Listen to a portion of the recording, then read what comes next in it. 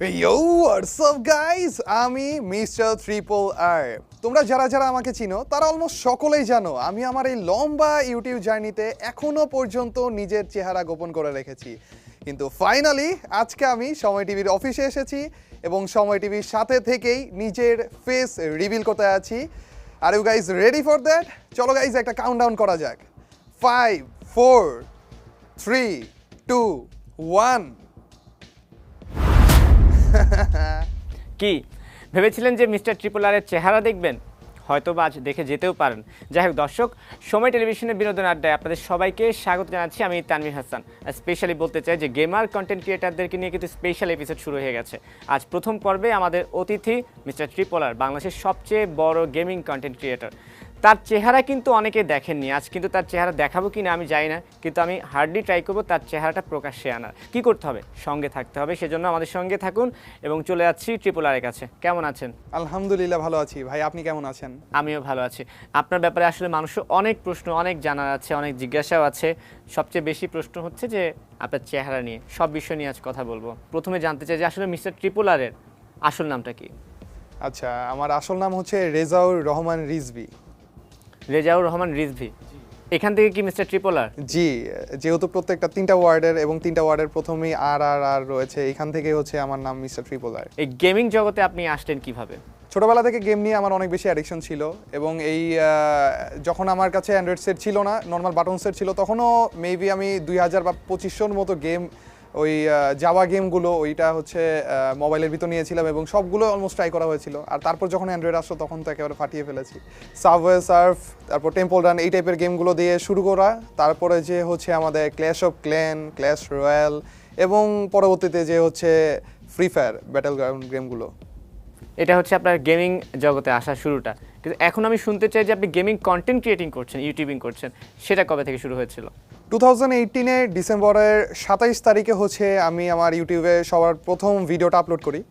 এটার পিছনে অবশ্য একটা ইন্টারেস্টিং স্টোরি রয়েছে।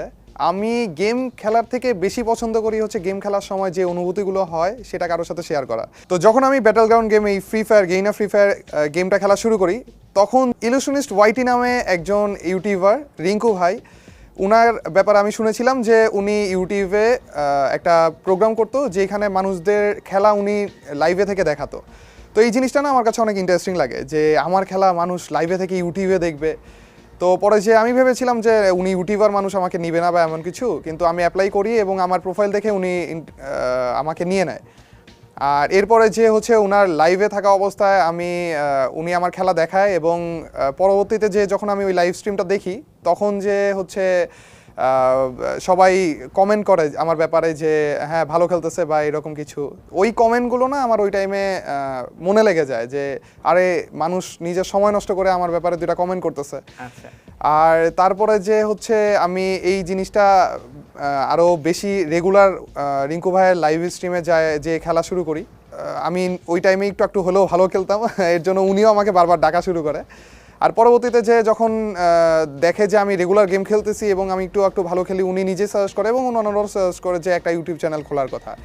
এবং সেইখান থেকে আমার যাত্রা শুরু এবং ইউটিউব চ্যানেল খোলার পরে যেই ছোট ছোট 1-2টা কমেন্ট পেতাম, ওই জিনিসটাই আমার সব কিছু ছিল, যার কারণে কন্টিনিউ করা। আচ্ছা, আপনার ইউটিউব চ্যানেলে এখন সাবস্ক্রাইবার কত?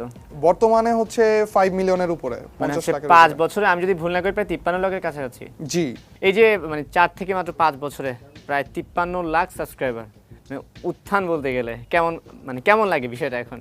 আসলে এটা তো সকলের দোয়া এবং আল্লাহর রহমত।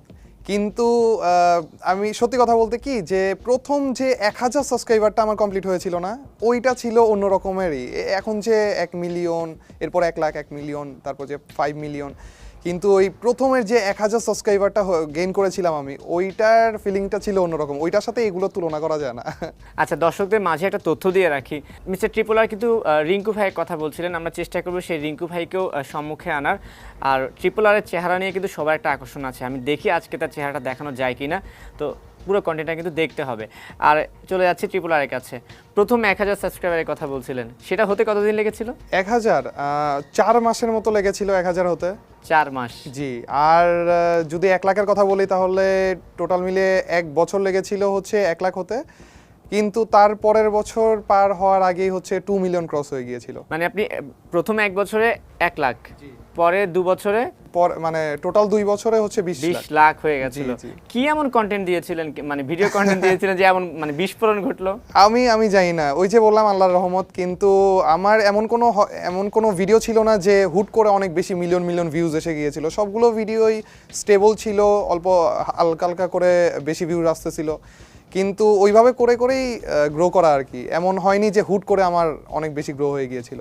তার মানে হচ্ছে বলা যায় যে বাংলাদেশে অনেক মানে ইয়াং, বিশেষ করে ইয়াং জেনারেশন ছেলে আছে বা মেয়ে আছে, তরুণ প্রজন্ম বলা যায়, যারা কিন্তু গেমিংটা খুব পছন্দ করে। জি অবশ্যই অনেক বেশি রয়েছে। স্পেশালি বলা যায় যে করোনা টাইমে এই জিনিসটা আরও বেশি বেড়েছে, যেহেতু সবাই ঘরে বসেছিল, প্লেগ্রাউন্ডে যেতে পারেনি, তো ওনারা ঘরে ফোনের ভিতরেই হচ্ছে প্লেগ্রাউন্ডটা খুঁজে নিয়েছিল। ঠিক আছে, ওকে, একটু ব্যক্তি ট্রিপল আর কাছে আসি। রিজভি, জি, রাইট? জি। নামটা বারবার ভুলে যাচ্ছিলাম, ট্রিপল আর নামটা আসলে খুব ফোকাস হয়ে যাচ্ছে। রিজভি বা ট্রিপল আর কাছে জানতে চাই আপনি স্কুল কলেজ কোথায় ছিল, বড় হওয়া কোথায় আপনার? আচ্ছা, স্কুল কলেজের ইনফরমেশনগুলো দিতে পারছি না। আচ্ছা। আমি থাকি হচ্ছে ঢাকা মিরপুরে, ছোটবেলা থেকেই আমি ঢাকা মিরপুরে রয়েছি, এখনো আছি। আর এখন আমি পড়ালেখার ব্যাপারে যদি বলতে চান তাহলে যে আমি অনার্স 3rd ইয়ারে রয়েছি।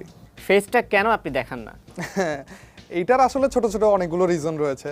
প্রথম রিজন হচ্ছে আমি একেবারে ছোটবেলায় এই ইউটিউবের ব্যাপারে কিছুই জানি না, তখন থেকে এই যে সুপারম্যান, ব্যাটম্যান, সুপার হিরোগুলোর মুভি দেখতাম। আর বেশিরভাগ সুপার হিরোর একটা কমন জিনিস ছিল, ওরা নিজেদের ফেস হাইড রেখে সব কাজ করতো এবং ওনাদেরকে কাজের জন্য মানুষ অনেক ভালোবাসতো। ওনাদেরকে চিনতো না, তারপরেও মানুষ এত বেশি ভালোবাসতো। এই জিনিসটা না আমার মাথায় ওই ছোটোবেলা থেকে ক্যাচ করে ফেলে।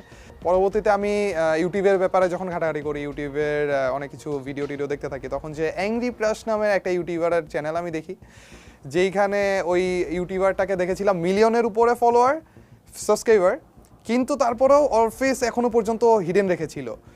তো তখন যে ওই ছোটোবেলার জিনিসটা মাথায় আসার পর থেকে ভাবলাম যে তাহলে ইউটিউবের দিক দিয়ে কি এই জিনিসটা করা পসিবল আদৌ হবে কি না, দেখি ট্রাই করে।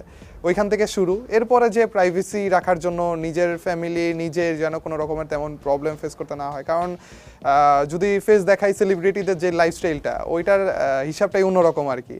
আমি যেমন এখন ফ্রিভাবে ঘুরতে পারতেছি, হাঁটতে পারতেছি, বিভিন্ন জায়গায় নিজের ফ্যামিলি ফ্রেন্ডদের সাথে বসতে পারতেছি, ওই জিনিসটা মনে হয় না ফেস দেখানোর পরে ওইভাবে করে ওই প্রাইভেসিটা থাকবে না। তবু একটু আমি প্রসঙ্গক্রমে বলি, মানে আপনাকে কখনো ইচ্ছা হয় না যে একটু ফ্যান ফলোয়ারদেরকে আমার চেহারাটা দেখাই, কিংবা আমার ফ্যান ফলোয়াররা আমার চেহারা দেখা থেকে বঞ্চিত হচ্ছে?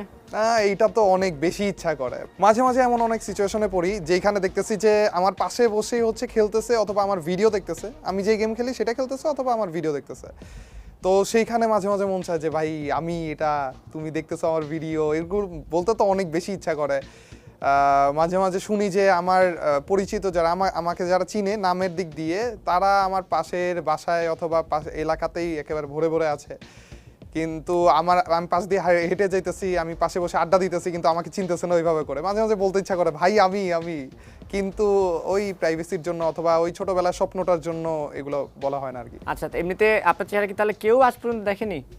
কেউ দেখেনি বলতে কি, যে ফ্যামিলি ফ্রেন্ডরা তো দেখেছে, যারা তারা কি জানে যে দেখেছে? তো অবশ্যই, কিন্তু তারা কি জানে আপনি ট্রিপল আর? একেবারে ছোটবেলার যে ফ্রেন্ডরা রয়েছে তারা জানে, যারা আমার ইউটিউবের আগে থেকে পরিচিত, এবং ইউটিউব শুরুর পর থেকে যেমন ভার্সিটি ফ্রেন্ড এরকম যারা রয়েছে, তাদের কয়েকজন জানে, কিন্তু অনেকেই জানে না, যারা আমাকে রিজভি নামে চিনে কিন্তু ট্রিপল আর নামে চিনে না। ঠিক আছে। আর এমনি যে বাংলাদেশে অন্যান্য যে গেমিং কন্টেন্ট ক্রিয়েটর আছে, তাদের সাথে আপনার সম্পর্ক কেমন?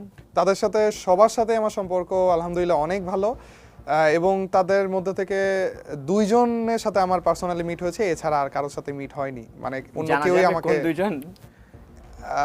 একজনের ব্যাপারে জানা যাবে, সুব্রত দাদা, উনার অলরেডি ব্লগ আপলোড হয়েছে, ওইটাতে আমি ছিলাম আচ্ছা, ক্যামেরার পিছনে।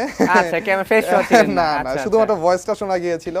তো উনি আমার গেস্ট হিসেবে বাংলাদেশে এসেছিল এবং কয়েকটা প্লেস আমরা ঘুরে ঘুরে দেখেছি, যেখানেও অনেক অবশ্য বিপদে পড়তে হয়েছিল।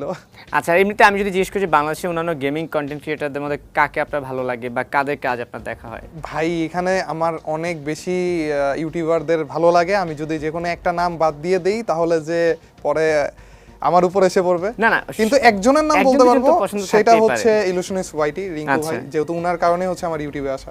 আপনাকে যদি কেউ অফার দেয় যে কত টাকা দিলে আপনি আপনার চেহারাটা প্রকাশ্যে আনবেন,